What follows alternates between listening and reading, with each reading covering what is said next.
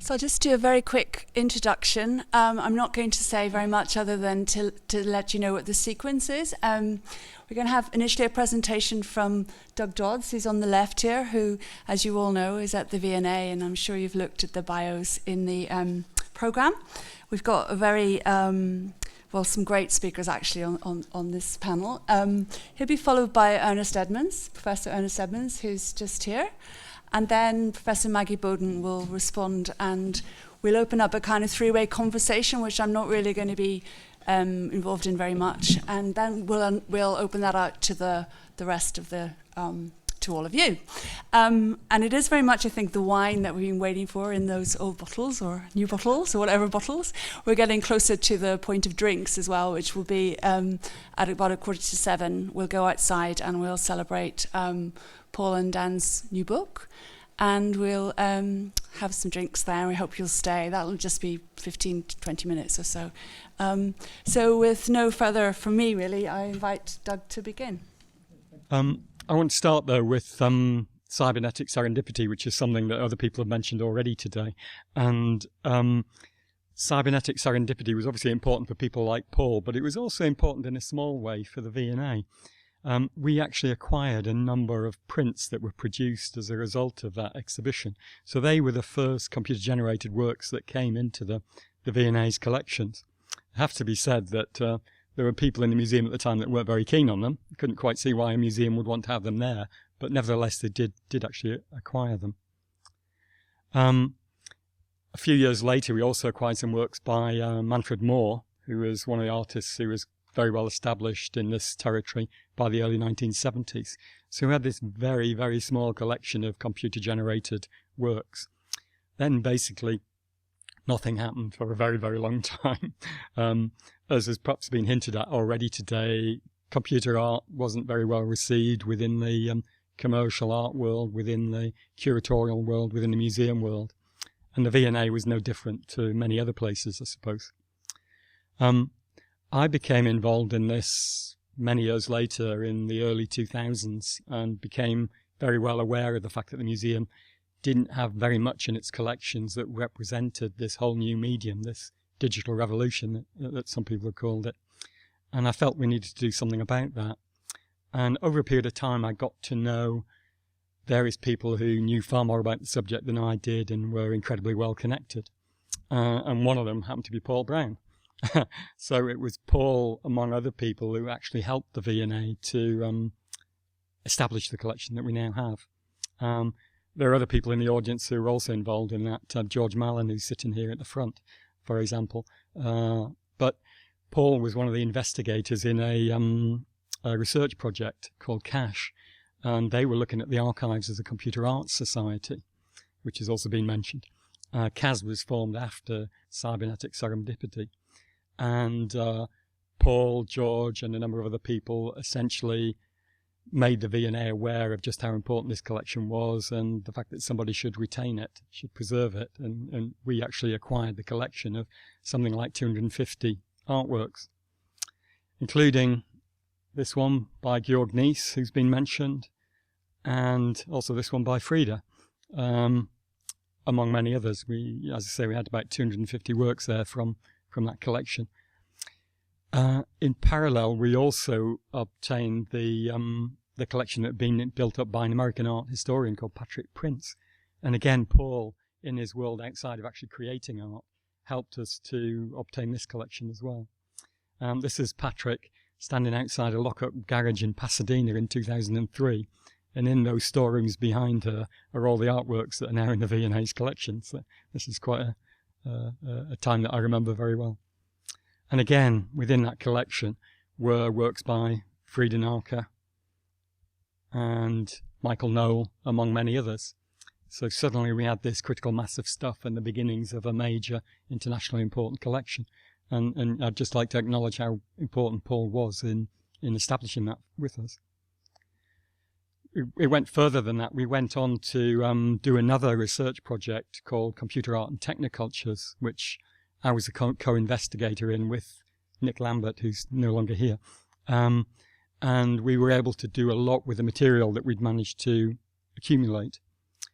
all the records are now available online on the V&A's collections database, so you can search for Paul, Danny, Frida Narka, or whoever. One of the outcomes of the research project was an exhibition I curated at the V&A called Digital Pioneers. This is an installation shot of one of the galleries with Paul's work on the left-hand side there. And this is one of the pieces from the show, which Paul uses a lot himself as well. This is the original plotter drawing, which is in the V&A collection. This is another work by Paul that was also in the show, and a print of which is on display outside here. And ditto for this one, which also featured in the accompanying book called Digital Pioneers, which we produced at the time just as a way of letting people know that we actually had this collection. His work also appeared in another V&A exhibition called Prints Now in our Prints and Drawings galleries, and this is the work that was in that show and also in the book to accompany it. We now have a large collection of Paul's work, a representative collection of it, going right the way through to relatively modern times.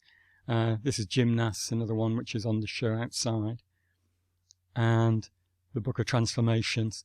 This is all 8 prints from that series which are in the V&A collection, and there's a photographic reproduction of them in the foyer just outside here. As is this one, which again people have talked about already today. We've always been keen to get the V&A's collections out there into the wider world and to find new places to display it. One of the people we've worked with a lot is an organisation called Paintings in Hospitals, and we put together a show of digital prints from our collection called Transformations. And this was on at the Great Western Hospital in Swindon a couple of years ago, which is very nice to see it in that sort of environment for the staff and for the patients in the hospital. We did another version of it more recently back in London at the Royal Brompton Hospital, just around the corner really from the V&A, but again trying to engage with a different audience for the collection. I just wanted to relate a few things back to other people who've been mentioned and are also in our collection now. Edward Inartovitz was mentioned earlier on in the presentations today, and we do have 2 or 3 works by him in the museum. He's best known for his big pieces like Sam that was in Cybernetic Serendipity, and the Senstor, the huge thing that he produced a couple of years later. But he was at UCL in the early 70s when he was doing these things, late 60s, early 70s when he was doing these things. And he also had connections with the Slade, where Paul and a number of other people were at that time. Perhaps one of the best known early digital artists, or artists who went from painting to work with ideas to do with artificial intelligence, was Harold Cohen. We have about 50 odd works by him now in the V&A. But all these things started very small with these 2 collections that came in via Paul and George and colleagues. This is an early work by Aaron, Harold Cohen's program. This was a one done some years later where he's got a sense of 3D space, and there are real people in there navigating through the foliage. Somebody else who was at the Slade just before Paul, I think, was Stephen Scrivener. And Stephen, like Paul, had access to their computer equipment and produced wonderful plotter drawings. And another was Daryl Viner. I managed to get these 2 slides in the wrong order, but never mind. Another was Daryl Viner, who we now have a lot of his work in the V&A as well. That was another Stephen Scrivener that was meant to come before the Daryl Viner. But Stephen went on to Leicester Polytechnic, where he worked with Ernest, who's on the stage beside me here. And we also have works by Ernest in the collection too. This is one called Shaping Form, which is a digital piece, which we had in our new acquisitions gallery a couple of years ago now. One of the best known artists from the 60s onwards engaging with computers was a Hungarian-born woman called Vera Molnar, who's still alive and living in Paris. Amazingly, she had her first one-person show in London at the Regent Polytechnic, and Paul had a show there a year or so after, I think. So it was in the air in London in the mid-70s. This is slightly early work from her in the V&A collection. And we acquired this more recently, actually. We're continuing to build up the historic collections to cover that early period, which I felt we really needed to have in the museum's collections. So, for instance, we recently acquired more work by Frida, actually with the help of our art fund, the UK's art fund, this charity that helps institutions to buy artwork. So that's quite a statement, really, that they were prepared to put money into this period, into early computational art. And they see it alongside, old master paintings or furniture or whatever, as something that they should support. I just want to move on now and talk about Danny's work and the Decode show that we put on at the same time as the Digital Pioneer show at the V&A. Danny's On Growth and Form actually was visible at the entrance to the exhibition as you went into it, and he's explained earlier on more about the context for the work. But as he said, the flowers themselves actually incorporate images of V&A objects in them. So there's that kind of art historical reference point there as well, built into the digital artwork, which is very nice. We acquired a number of works after the Decode show finished for the museum's permanent collection.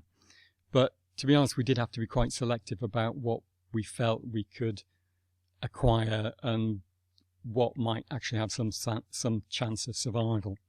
We had to be very realistic, very pragmatic about that.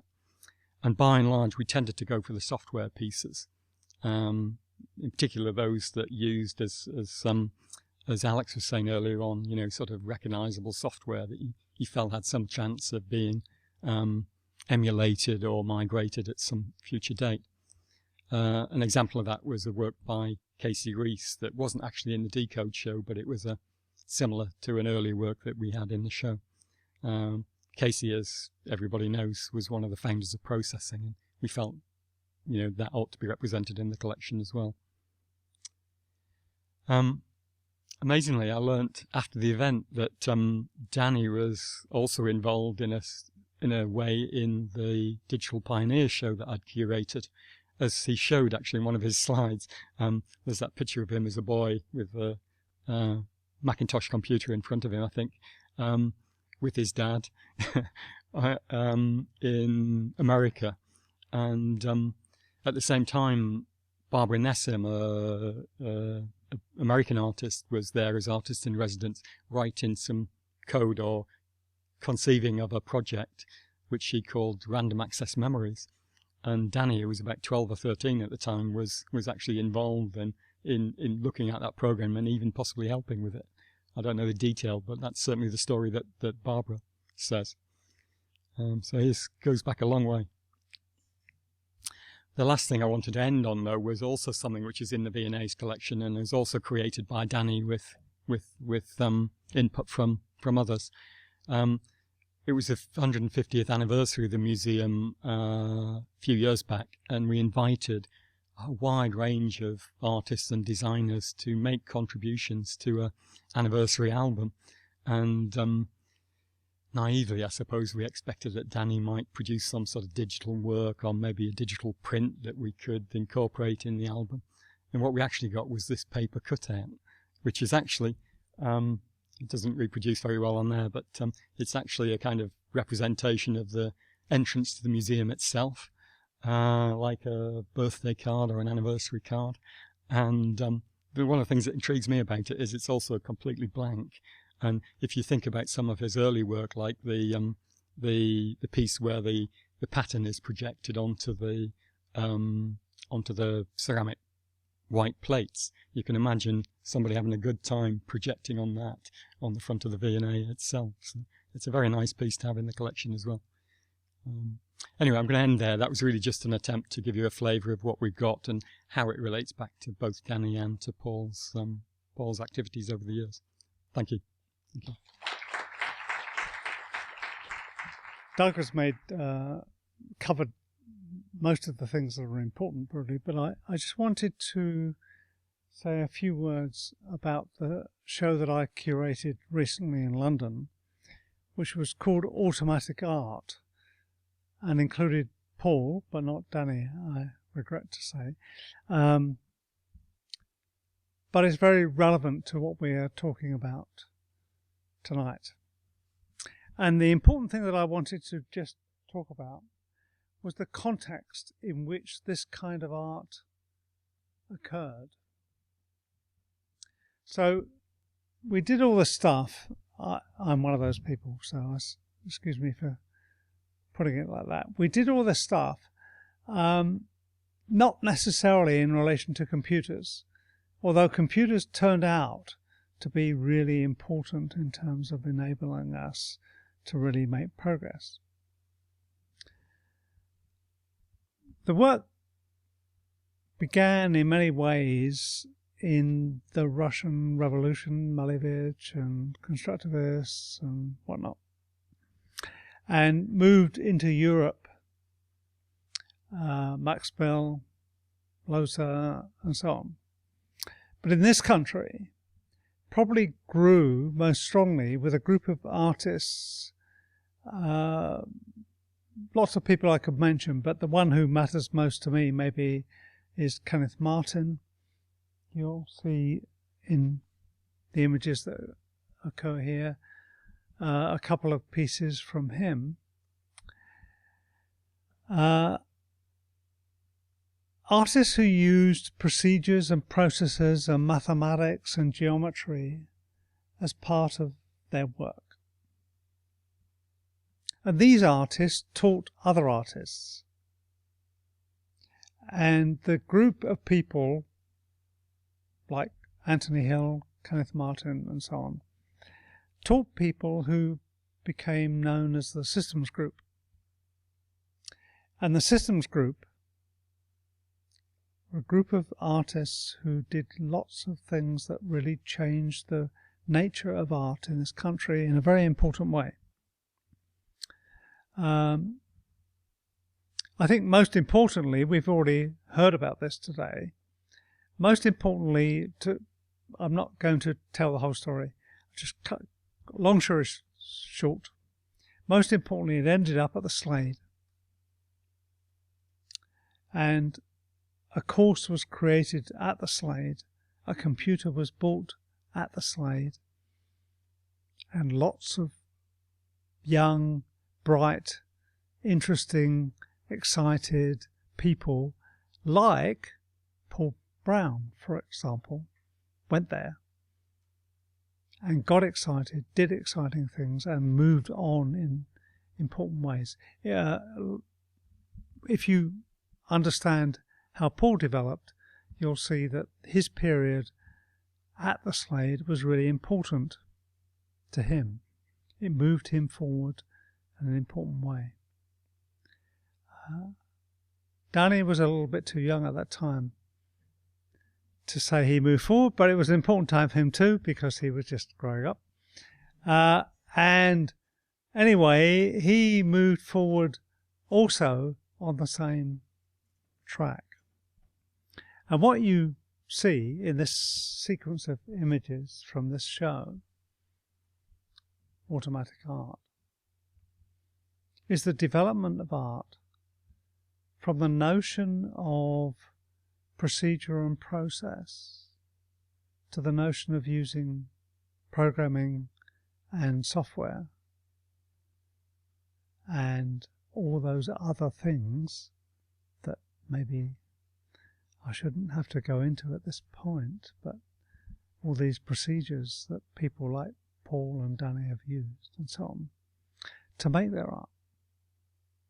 So the point I want to make, the one point I want to make, is that the work that we're seeing today in the exhibition that you've seen today and that we've been discussing previously and we're still discussing now today fits into a strong tradition.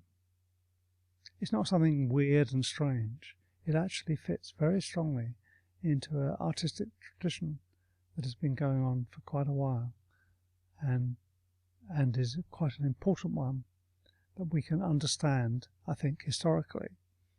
And I think the main point I would like to make is that perhaps the Slade was really a critical point, a critical place in which all this changed.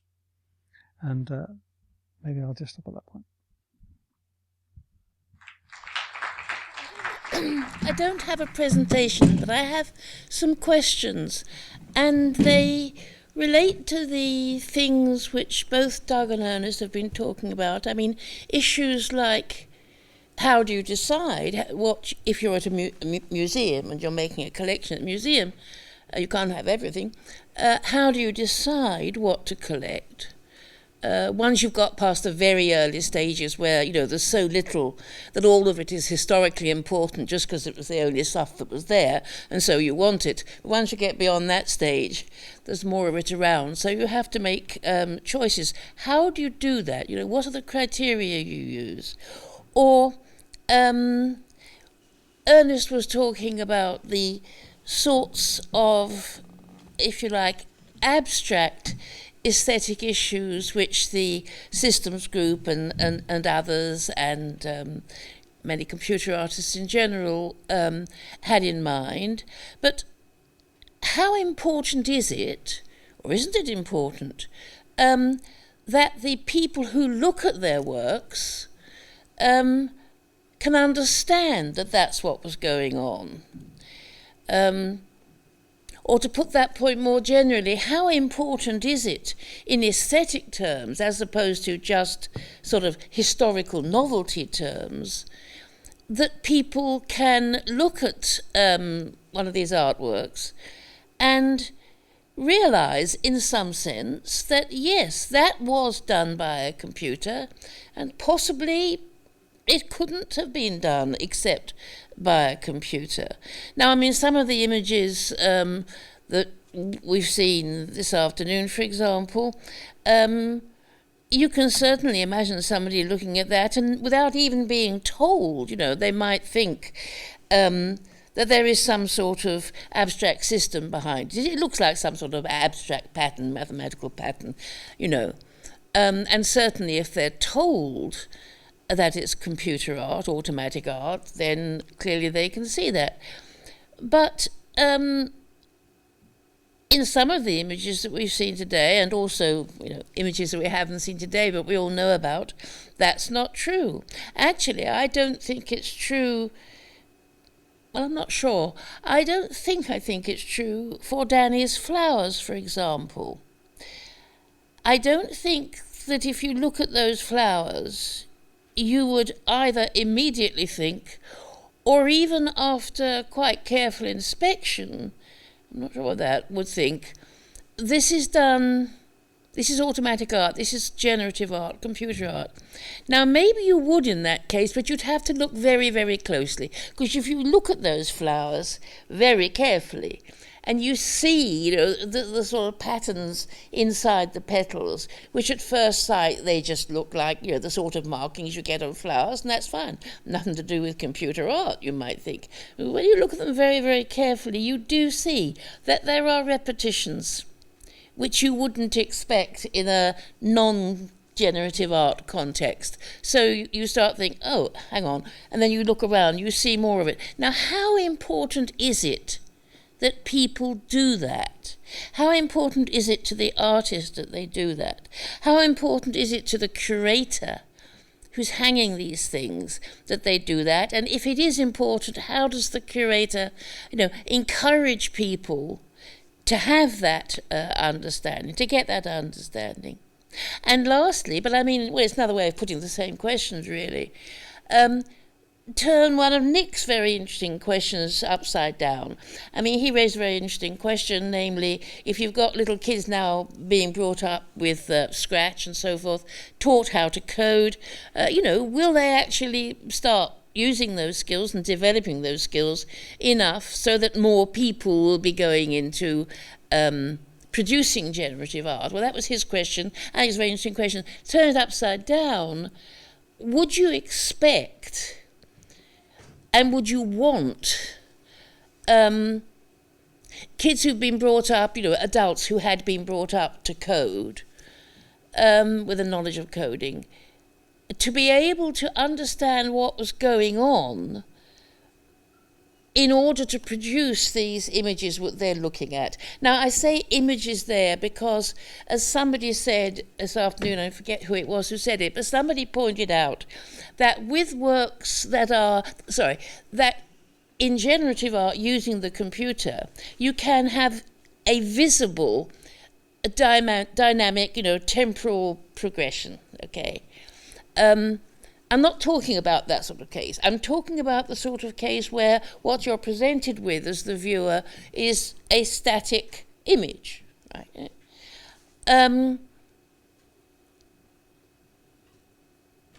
To what extent is a greater knowledge of programming going to help people to get the sort of experience that the artist wants them to get from looking at that image?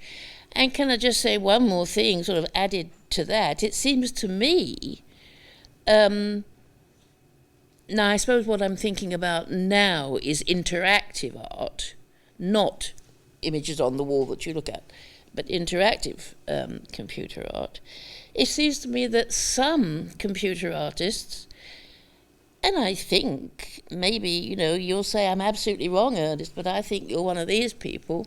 I don't think you want viewers to understand what's going on. In fact, you deliberately do things like, for example, delaying the changes that are caused by the movements or the sounds made by the human being looking at it. You delay these so that they can't work out what's going on. You want them to realise that something's happening because of things that they do, but you don't actually, or certainly not always, you don't actually necessarily want them to be able to work out what it is. So,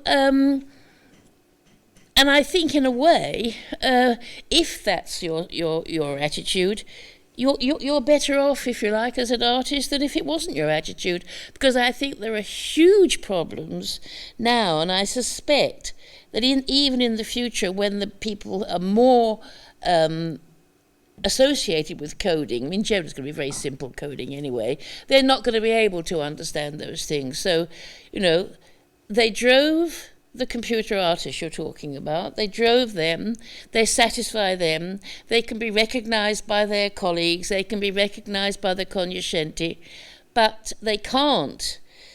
If they can't be recognised by the man in the street, the man in the gallery, does that matter? I guess I feel bound to respond. There are many interesting points to make here, but for example, I think, if I remember correctly, Schoenberg made the point that he didn't think that people had to understand the processes that he used to construct his work. That was his business. That was how he made the art, if you like. And that the art then lived in its own right to be understood, interpreted, reacted to in whatever way was appropriate as a work of art, as in his case, piece of music. And of course, I think I would make the same point about my own work, interactive art or whatever I do. But I think Maggie makes a very important point, actually, in terms of the extent to which, with this kind of work that we're talking about, the degree with which we might want to understand, with the degree to which it is really important to understand the construction methods that are used, the code, actually. This stuff is written in code. There's computer programs written. To what extent is that code, is that programming crucial to understanding the work? Well, it's very difficult, and I don't have an answer. Let me just say, first of all, Maggie, I don't have an answer to your question. But let me just make a couple of points here, which is that first of all, for myself, I hope my work is something that people can react to, even if they don't understand the code. That's fine. But I do understand that the possibility of understanding the code is important. And there is this one movement in music called live coding, which I think is very interesting. I don't think it's right. I don't think they sorted it out. I don't think it's really all that good yet. But maybe it's something that points to the future. In case people don't know about live coding, let me just say, live coding is where people make music by writing code. But what they do is they change the code, they modify the code during a performance, and they display the code on some screen, some projection, so that people can look at it. It doesn't work very well, but it has an interesting idea, doesn't it? That you're showing the audience the core, the code that underlines the work while you're doing it. There must be something important in this. And I do believe that this is something that we should take seriously. I don't think those guys have got it right yet. Some of them, they're good friends of mine or whatever, I like them and they're doing great stuff. I don't think they've got it right yet, but I think there's a direction here which is really interesting and important, where we can look at the art, we can listen to the art, and we can look at the code and maybe understand it. Maybe this is something for the future. Maybe I should respond to your earlier question about the criteria that museums and galleries use for collecting works as well. It's a very complex business, all that, isn't it? And I'm sure a bit like coding, it's perhaps rather opaque to the outside world, just how these things happen. Sometimes it's opaque to us as well, incidentally. But from my perspective, in a big museum with wide-ranging collections, one of the things that I tend to think about is how does it fit within what we've got already? Is there some connection that I can make between this and other things that we already have? So it might be concrete poetry, it might be some sort of performance, it might be solar wit. There might be any angle on it that appeals to me, that makes me think, oh yeah, I can see I can do something with that, and I can see that people might actually appreciate that connection being made. But there's also the whole pragmatic aspect to it, which I touched upon earlier on, which is, can I actually do something with this? Will it work? Will it continue to work? Will people still be interested in it in 10 years' time? I think it was Alex touched on earlier on the problem of things which are basically experimental at the time when they're made. Artists are always at that sort of leading edge, trying to do things which the software isn't necessarily designed to do. So the idea that they could only just make it work at the time, and then 10 years, 20, 30 years later, you're somehow expected to still make it work is quite a difficult thing to get your head around. I'd be grateful to add to that, which is just a little anecdote that in 1970 I made a work which was a communications, I called it communications game, so it was a kind of like internet web art thing before the internet and the web, but it doesn't matter what it was. The point was that what I said in my description of the work, that was that the physical realization of the work was not important, and that anyone could realize it any way they liked, and it would still be the same artwork. And I think this was the same kind of thing that SolarWit was doing around then, or slightly after, or whatever. And so there is this notion that that was developed around that time. I was doing it, SolarWit was doing it, and I think maybe other people also, whereby the artwork was a description of what might be constructed rather than an object in itself. And I think that was probably quite important, and maybe we need to think about that quite a lot now, because maybe in terms of the kind of artworks that we have available to us today, that might be rather more important to think about than even it was then. Casey Reese, one of the artists that I mentioned in my presentation, is an example of that, where, you know, he actually produces a set of instructions and then the code is created for the artwork. So, you know, he's in that same mode, if you like, as people like Sol LeWitt were, writing the instructions and then producing the work. But Casey also is a case in point, where when we acquired the work by him, we specifically asked him about the hardware it would run on. And we got a very helpful reply back from him saying the hardware is incidental. You know, basically, so long as you conform to the aesthetic framework that I expect this to be shown in, it doesn't matter whether it's a Samsung monitor or a Sony monitor or whatever.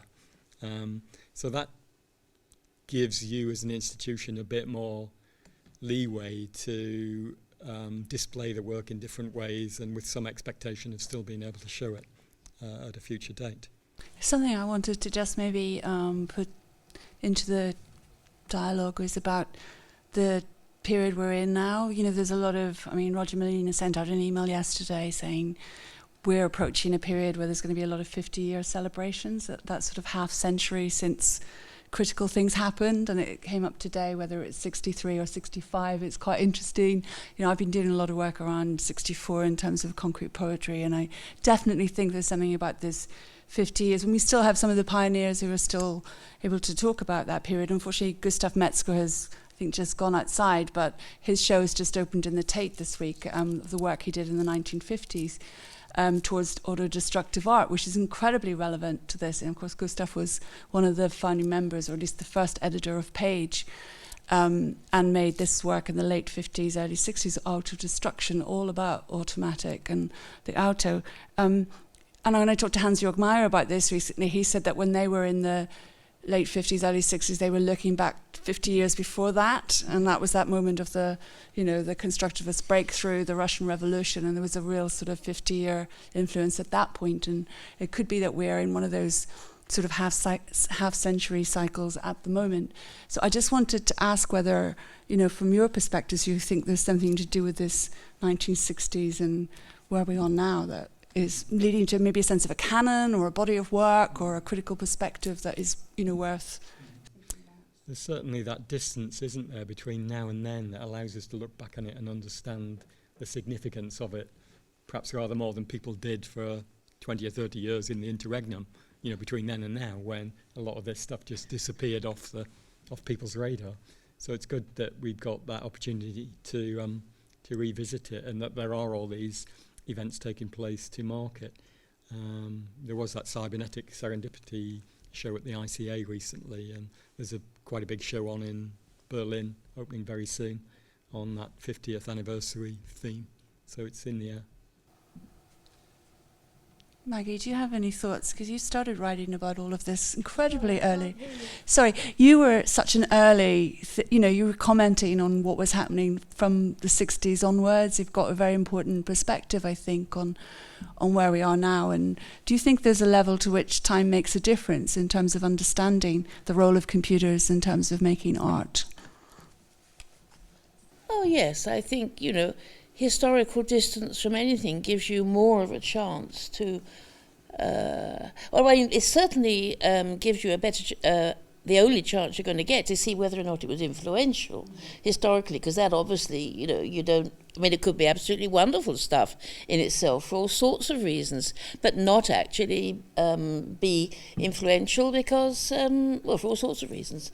Lots of examples of that. So, of course, if one's interested in trends and development in the area, then the distance of time is hugely important. I just wonder how that coincides with what Frida was saying earlier about sort of not being part of history, and you're having this kind of historical moment emerging at the same time as it was never about being part of history. Maybe you should come and, or maybe you'd like to comment on that, Frida, from where you are. Do you have a mic? When Georg Naes had his first, he says, maybe it was most likely was one of his first pieces appear on the drawing machine, an automatic machine, he says he was deeply moved by the impression that something was happening here that would never go away again. That was in 6304, most likely in 1964. So he apparently felt no, the wind of history touching him. I believe he was right. By the time, however, the mid-60s, when these things were first done, well, at least from my perspective, and I'm a little younger, I believe, than these other guys, it was just normal. No, we did something, and that was a slap into the face of art history. We just said, you know what, you better now. I was invited to give a talk at a design school in 1967. I recently found the talk again. They printed it, and they had asked me the question: would you please tell our students something, an answer to the question, do we need to have computers when we start into design? This is in 1967. You would not believe it. Now, I was a young guy, of course, proud. And I went there and told them, of course, you must immediately change your entire curriculum. It's outdated. Everything is wrong. Unless you learn how to program, you will not become a good designer. Now, 50 years later, John Maeda said this, right? So this was an attitude only. I don't think it had any real reason. It was an attitude of some young people who claimed, and Hans-Jörg Meyer, by the way, he was, of course, important in this. We were hanging out, Dieter Roth, Hans-Jörg Meyer, and myself, sitting on the sofa, making jokes about the other people there, because they didn't understand a thing. So in terms of anecdote, that's interesting and exciting. In terms of looking back 50 years, it's childish. No? But what children do is exciting. No? So children should have an opportunity to do something such that we, 50 years later, can philosophize about it. So that's a great note to open it out. I think we've got about 10 minutes. Yeah, and sorry. All right, can I just make two comments about that, which is anecdotal really also. There was that show in Paris about 2 years ago, of abstract art for 200 years. What was it called? I forget what it was called. But anyway, it was a very exciting show that had 100 years worth of abstract art, including the stuff that we're talking about today. And it was very full of people, it was kind of like crazy. So the thing I found, for example, that I was trying to look at a black and white abstract work, with a few lines, and I was having to stand behind a crowd of people to look at it. Really weird, because normally I can only do that if it's the Mona Lisa or something, So it was very interesting that there was this interest and so on. The second thing is that I showed these images from the automatic art exhibition that I put on in London, that I curated in London, and that curated interestingly for me, but the interest that it generated was really pretty good. So the Tate Gallery next to Rota in person took a lot of interest in this show. I'm not saying that we've made it, as it were, in terms of moving into the community, but I had a meeting with him afterwards, and he expressed a lot of interest in what we had done and seemed to understand that there was something missing in what Tate had collected up to now. So I felt that there was something going on here that we had kind of made. I mean, he came to see the show personally, uninvited, turned up whatever.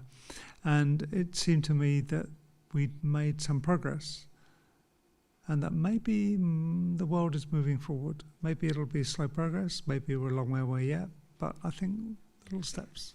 Are you all happy to take some questions now? Just even comments, Paul.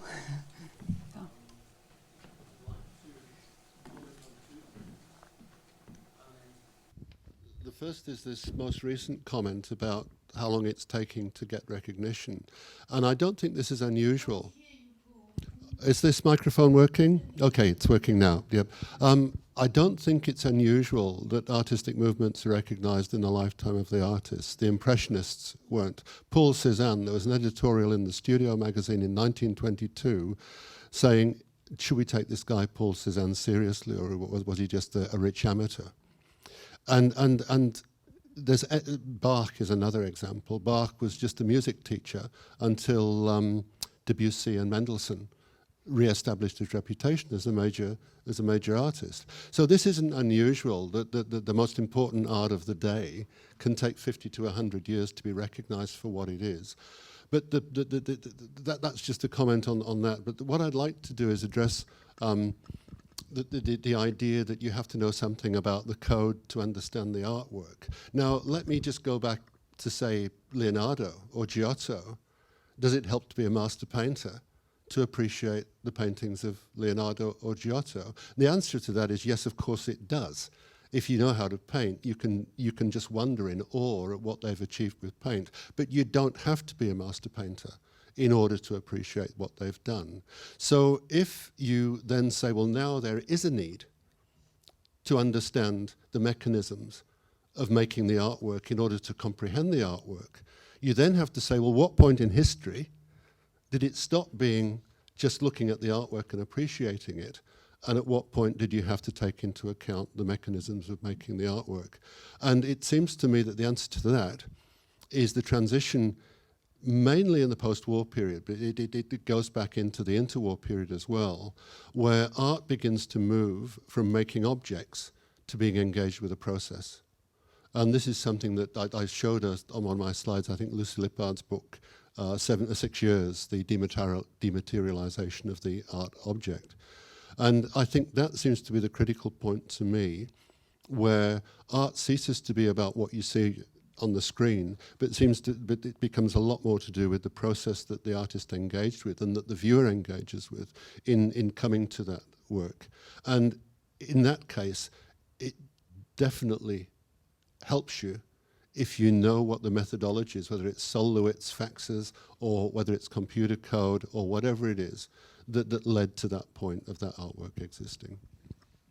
Paul, wouldn't you say that we would all love it if people responded to our art anyway, even if they didn't understand the processes that we use to construct it?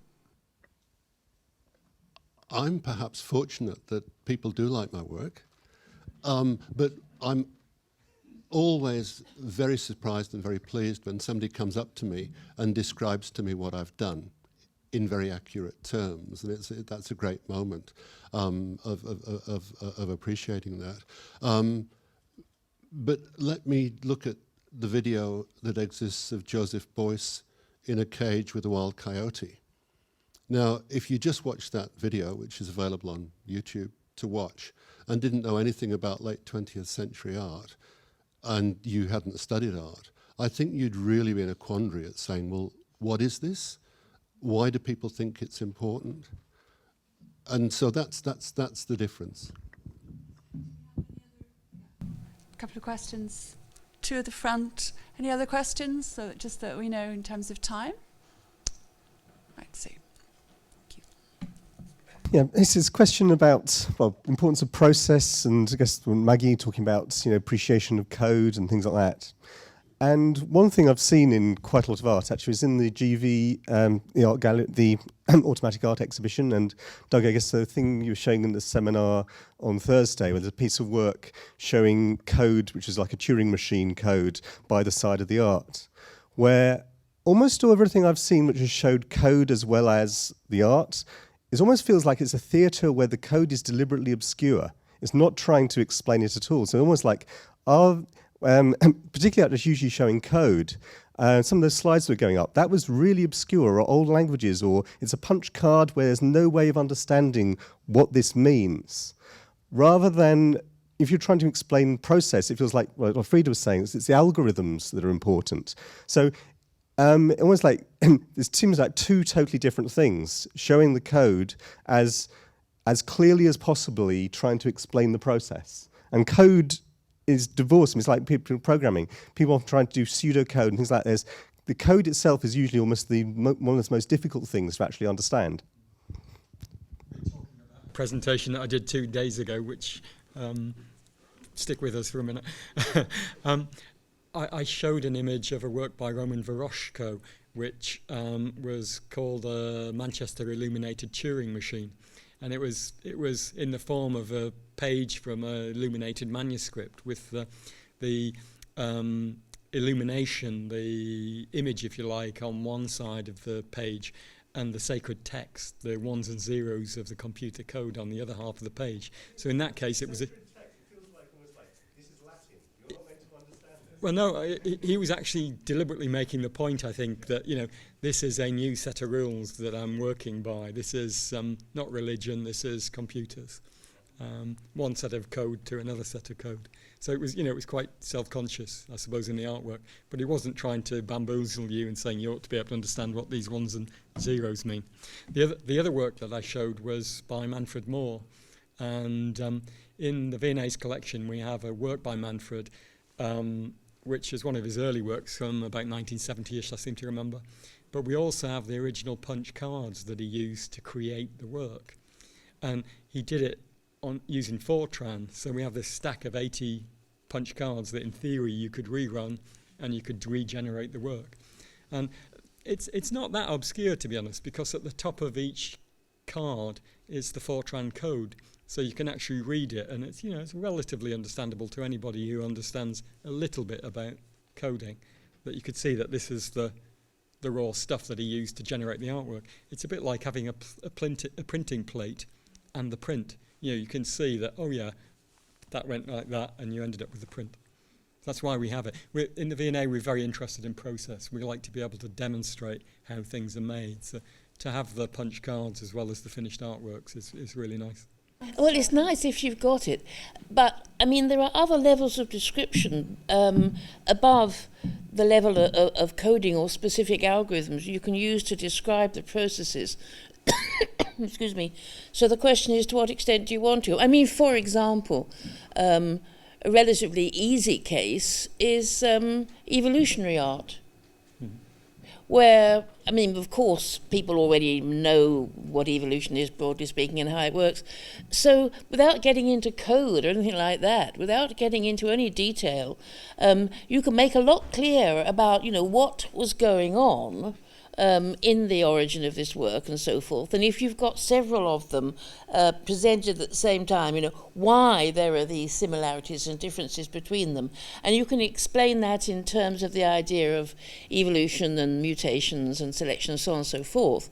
But that, as I say, it's a relatively easy case that you can do that. It's not so clear to me that you can do that in very much more abstract cases, and I don't know whether you want to try or not. But if you do want to try, then I think it does raise questions about, on the one hand, how the artists should be describing their work for the people that they're presenting it to, and how curators should be presenting and describing the work. If I, speaking as an artist, okay, if I want you to know about the code, I'll include the code in the artwork, and I'll make sure that it's presented to you in a way that is part of the artwork, okay, and is presented aesthetically in whatever way I want it to be. Otherwise, it doesn't really matter. And the same could be true said about perspective, If Canaletto wanted you to know about how he used perspective, he could have described it or something, or else you just see the picture and work out how you like it or not according to how you see the picture. And accept and accept it for what it is. And the use of the mathematics of perspective is no different to the use of code in the kind of work we're talking about today. So we now have time for one more question. I think, John, you've had your hand up. I wasn't sure if there was Maria as well. Did you have your hand up? Can we take maybe both questions and we'll finish if any of the speakers like to answer. So Maria, I think you were first. Thank you. So I was just thinking about the question around code and process and whether this should be transparent or not and so on. And I was thinking about layering and how audiences or publics very often engage with complex works that involve process in a layered manner. So sometimes, allowing for the process to become transparent doesn't mean that audiences cannot engage on a first level with the work as they see it, and then gradually start peeling off layers of skin, if you like, to discover more and more layers or ways of engagement with the same piece. Certainly I've experienced that a lot with digital performance works, that people have different means of engaging, and artists might often allow for different types or levels or layers of engagement. But I was also wondering, kind of, Ernest mentioned the live coding scene and how they make the process of making live music transparent by projecting the code. And I kind of, you said they haven't quite got it right, and I kind of would agree, and I think many of the people doing live coding probably agree as well. They're kind of aware that maybe aesthetically that might not be the best way. But I wonder how much is it about an aesthetic decision and where the ideological decision might come in as well. So I think in that particular scene, it might be very much about a notion of empowerment and sharing, and a desire to make the process absolutely transparent so that anyone can replicate it. Kind of as opposed to the idea that digital art sometimes is miraculous, kind of things happen and audiences don't know how they happen, why they happen, or they could never hope to replicate the process. So I wonder where ideology might come in. Okay, and now we just have John's question as well, and then we'll ask for any responses. Thank you. Thank you. Someone once said you don't eat the recipe. And I'm just a little worried that the over-fetishization of sacred objects, that the desire of institutions such as V&A to have valuable early documents might actually skew our perception of what is good and bad in computer art and other forms of art. And it's almost like it's the rematerialization of something that was about process, and its qualities were about process and experience. And to go back to Margaret's point, we have many different ways to understand all kinds of arts, whether it's dance or opera or music, and those bits of paper, the bits of documentation that go behind it are only just part of it, and someone has to come in at some stage, a critic or interpreter, a conductor, a theatre producer, and put all that research together and make an experience which is actually going to enrich and transform people's lives. And maybe if we get too obsessed about the code, about the detail, we'll actually forget what was good and bad. There's a lot of stuff that is worthy of forgetting. It was good at the time, but it's just gone.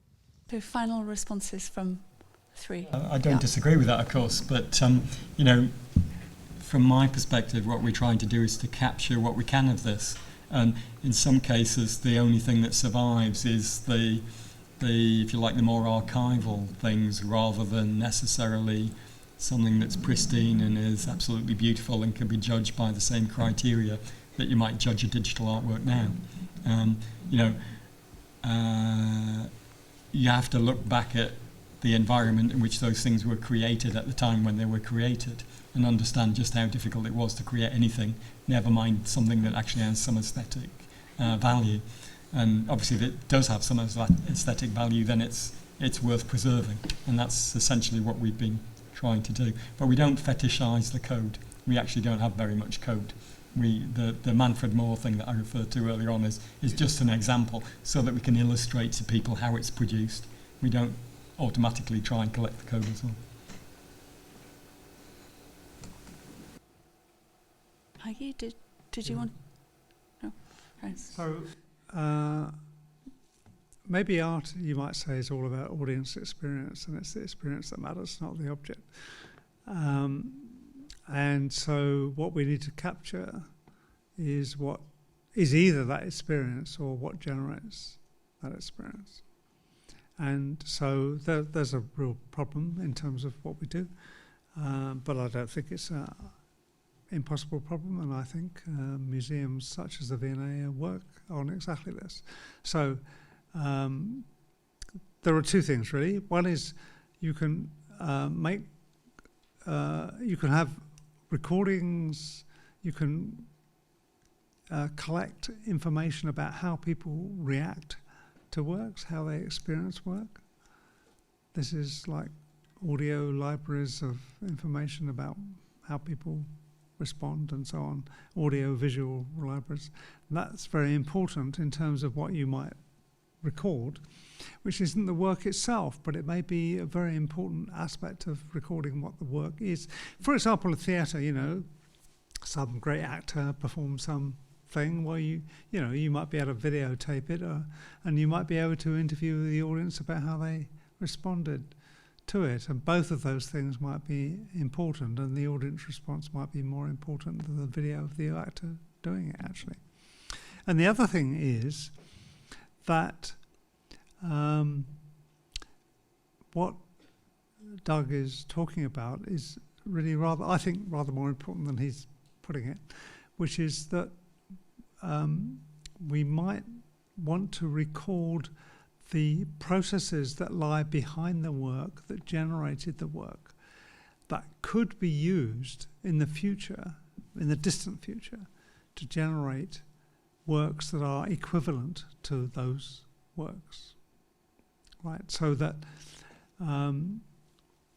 it may be that we can't retain this work in 100 years' time because all sorts of technical things make it impossible to keep it going. But we might be able to have sufficient information to recreate it in some appropriate way that enables people to experience it in some way that's quite similar to the way that they had experienced it 100 years previous. And that's the kind of thing that organisations such as the V&A need to worry about. It's not difficult, it's not easy, but it's not impossible. Thanks, Hannes. So I think on that note, this today has been filmed as well, so hopefully in 100 years, if anyone's interested, they can go to the Computer Art Society website and certainly go to the V&A website, I suspect, in 100 years and find some traces of it. I felt like some really important points were coming through there, and I just wanted to thank this panel and everyone else who spoke today and all of you for coming. And there's two treats ahead. The first one I want to mention, I guess some of you won't have seen the show yet up in the upstairs gallery, which is really the real sort of experience, I think, of the Brown and Son exhibition. So please do go up once you've had your drink, and we're going to have a little short preview of the new book now. So I think I'd just like to thank Paul and Danny above all for bringing us all here today, and also Watermans for hosting us. Thank you all very much.